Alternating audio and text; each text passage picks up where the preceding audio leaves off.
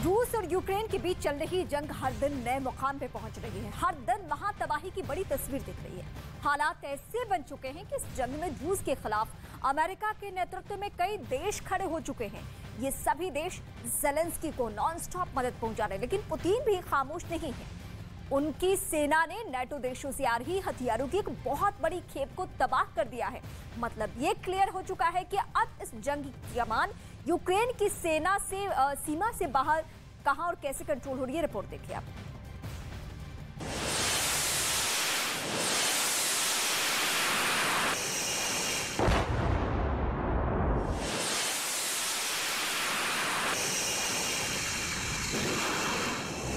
America Europe के भेजे हथियारों पर रूसी सेना का निशाना।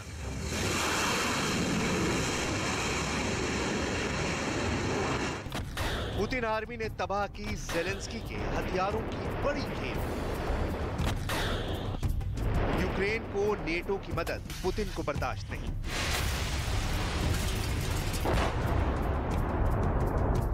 जले हुए विमान का ये मलबा और इससे उठती लपटें इस बात का सबूत है कि पुतिन इस जंग में बौखलाए हुए हैं।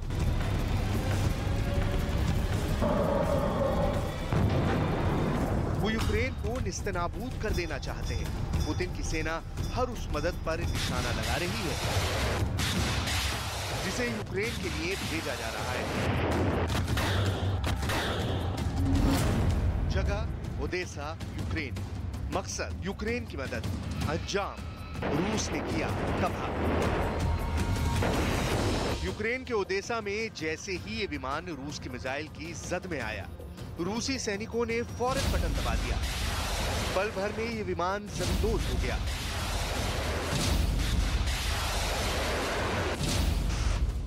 इस विमान में विध्वंसक हथियार लदे थे। रूस का दावा है कि हथियार पश्चिमी देशों ने यूक्रेन की मदद के लिए भेजे थे। असल में पश्चिमी देशों और अमेरिका से मिल रहे हथियारों ने रूसी सेना में हाहाकार मचा रखा है।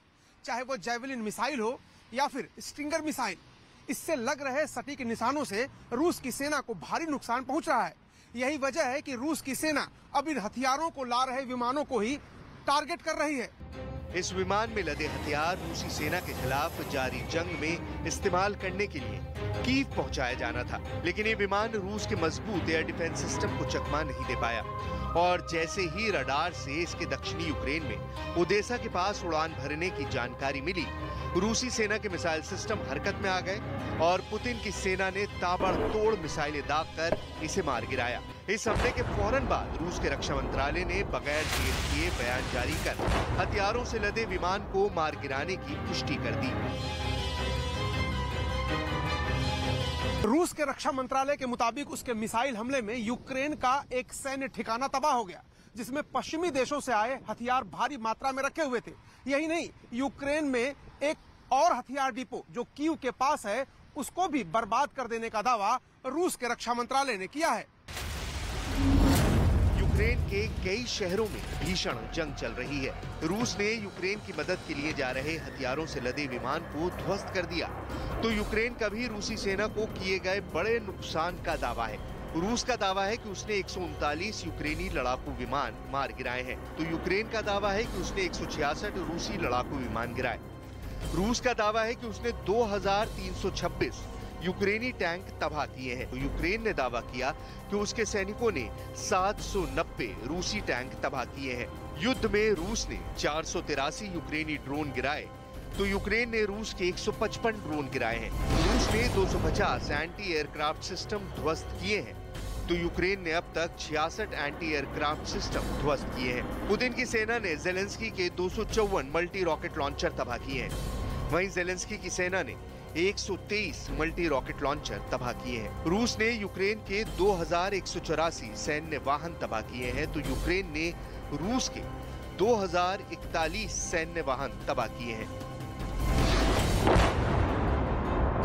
जाहिर है, इन आंकड़ों को देखने के बाद ये तो तय है कि इस जंग में रूस का पलड़ा उतना भारी नहीं है जितनी उसकी ताकत है। उधर ज़ेलेंस्की भी और जोर लगा रहे हैं। उन्होंने दुनिया भर के नेताओं से यूक्रेन की मदद करने की अपील की है। Чим більше і чим швидше ми отримаємо всю зброю, яку запросили, тим сильніші будуть наші позиції, тим скоріше буде мир. जेलेंस्की की इस अपील के बाद अमेरिका ने यूक्रेन को $800 मिलियन की अतिरिक्त मदद देने का ऐलान किया है, जिसमें यूक्रेन को भारी हथियार और सैन्य उपकरण मुहैया कराए जाएंगे।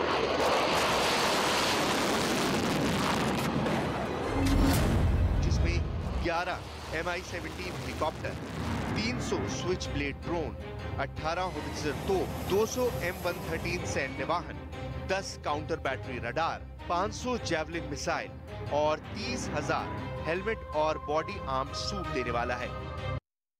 Гарячкова активність окупантів свідчить передусім про їхню невпевненість, про те, що навіть маючи значні запаси ще радянської військової техніки і значну кількість солдатів, яких командування не жаліє, від слова взагалі, російські військові сумніваються у своїй.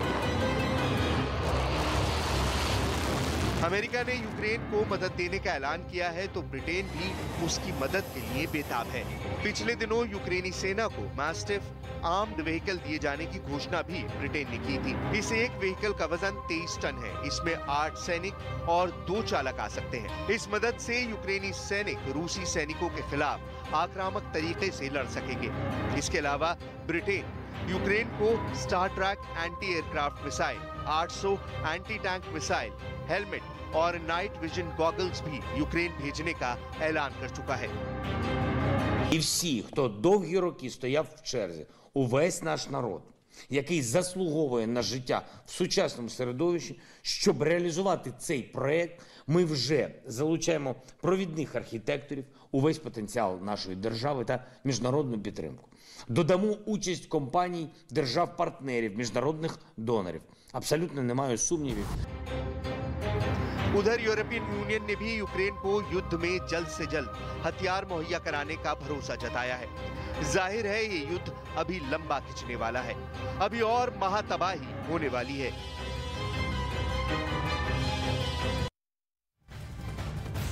इस युद्ध में जेलेंस्की ने ऐसा तिलिस्म रचा है कि दुनिया की बड़ी बड़ी ताकतें उनके साथ खड़ी हो चुकी है। अमेरिका ने पुतिन को झुकाने के लिए अपनी पूरी ताकत झोंक दी है। यूक्रेन की सेना को ऐसे ऐसे हथियार मुहैया करवाए जा रहे हैं कि पुतिन पर ये जंग एक बोझ बन जाने वाला है। क्या है जेलेंस्की का ये चक्रव्यूह जिसमें पुतिन घिरे हुए नजर आ रहे हैं? देखिए हमारी एक खास रिपोर्ट।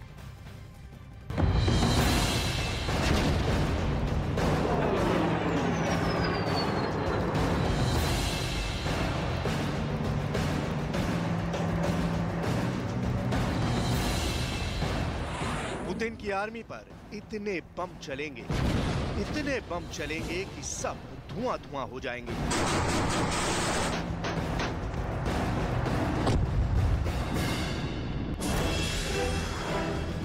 और ये बम, गोला बारूद आएगा कहां से? हथियारों का ये पूरा जखीरा बाइडेन सप्लाई करेंगे।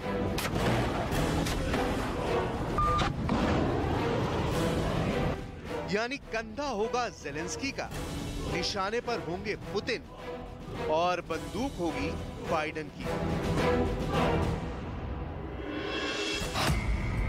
जेलेंस्की को अमेरिका $800 मिलियन के हथियार सप्लाई कर चुका है। अमेरिका जेलेंस्की को 6,000 करोड़ के हथियार और गोला बारूद सप्लाई कर चुका है। 155 mm हावित्जर तोप, Mi-17 helicopters, switch blade drones, stinger missile, javelin missile, radar और हमवीज यानी बख्तरबंद गाड़ियां। हथियारों का ये पूरा जखीरा यूक्रेन पहुंच चुका है और अब एक बार फिर नए सिरे से पुतिन की आर्मी पर जेलेंस्की का कहर टूटने लगेगा।